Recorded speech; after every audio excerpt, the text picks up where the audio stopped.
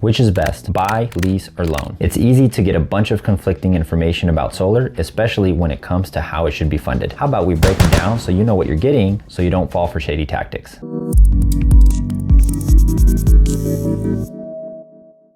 Hi, I'm Tom with Premier Roof Solar. I've been helping homeowners save money on their power bills for the last 5 years with renewable energy. My goal is to educate and empower homeowners like you about solar so you can make the best decision for your unique situation. Today, we're pulling back the curtain on what most solar reps don't like to talk about: how you should pay for solar. Buying, leasing, loan, prepaid lease, PPA, P.A.C.E financing, free. When it comes to free solar, I'll have an entire video dedicated just on that one, separating fact from fiction, so make sure to check the description below. So which one is the best option?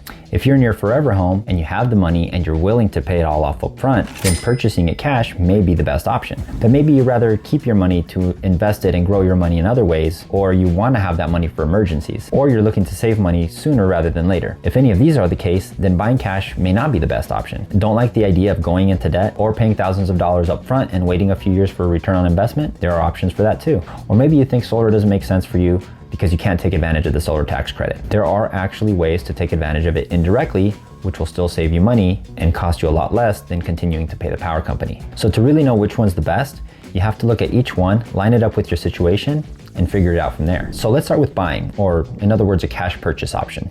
This is paying for a system fully upfront. If you're actually gonna own the system, not taking a loan, no financing, then just as with any other construction project here in California, there's either a 10% or $1,000 deposit, whichever one's less, when you start the project. With solar, the $1,000 deposit is always the lower option. Systems typically range from about $13,000 and can go up to about $100,000 depending on the size and scope of the work. This is all before the tax credit. An average size system here in Southern California can be about $18,000 before the tax credit. After the 30% tax credit, the net cost is about $12,600. If you're paying a system in full, but not paying the $1,000 deposit, then you're technically not going to be owning the system. More on that later. Typically, the full payment is done in separate phases. There's the deposit, then there's some amount when you start the permitting process, then some at scheduling, some at installation, and some when the system goes live. The exact breakdown, how much is paid when, is going to vary depending on the solar company you go with. One thing to note about purchasing a system with the battery is that the battery warranty is typically always going to be the manufacturer warranty of about 10 years. I have yet to see a solar company offer an extended warranty on batteries when the system is purchased cash. Now let's move on to loan to purchase. This means financing the system, and most of the time it's done with zero money down. You can put some money down in most cases, which will lower your monthly payment. Dealer fees or origination fees, also known as lender fees, can vary widely depending on the lender. If you're familiar with mortgage rates, it's very similar to that. You can get lower interest rates by buying down the loan or paying more upfront, essentially adding more to the principal or loan amount. There's also a wide variety of terms or time frames for repayment. It's very important to know ahead of time what it is that you're trying to achieve with solar. Are you trying to lock in a lower payment and have a quick payoff time? Or do you just want to pay it off as soon as possible with no money up front? Or maybe you're just looking for the lowest possible monthly payment. Are you planning, or is there a high likelihood that you'll pay off the loan sooner? Or maybe you can't decide which way you want to go with all these different options. In that case, the safest bet is to go with a middle of the road option. There are pros and cons when comparing all of these different scenarios that I just gave you, but no matter what, all of them are going to be better than paying the power company, especially in the long run. I've even worked with some companies that offer a 25-year warranty on the battery, even though you're owning the system, but it has to be done through a loan. Let's move on to leases. Leases are typically what's being offered when you hear something like no net cost, because you're not putting any money down, you're not getting any debt, you're just saving money. You're still paying monthly, and it's just less than what you're normally paying. Standard, straightforward lease is a fixed monthly payment, which may or may not have an escalator. An escalator just means that, like the power company, the monthly rate is going to increase from one year to the next. You may have also heard of a power purchase agreement, or PPA. Sometimes it's also called solar as a service. This means that you're purchasing power similar to how you do with the power company, which means that you're paying per kilowatt hour.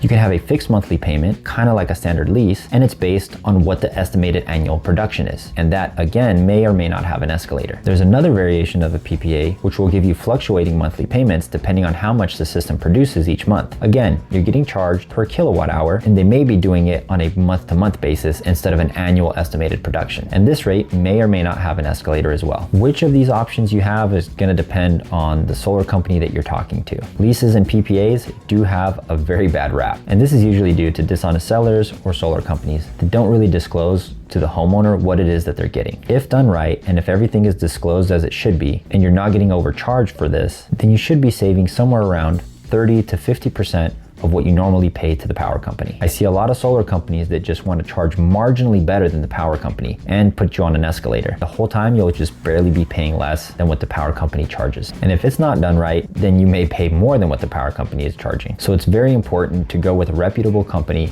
and talk to someone that you trust when it comes to a lease or a PPA. It can be a good option, especially in times when interest rates are high or if you don't report enough income to take advantage of the solar tax credit. Two benefits of doing a lease versus loan is that in most cases, you'll have a 25-year warranty on the battery with a lease, and with a loan, you typically don't. The other thing is that a lease or a PPA is not a debt against your credit. It's seen as a utility, just like your typical power bill or your water or your gas if you have a gas bill.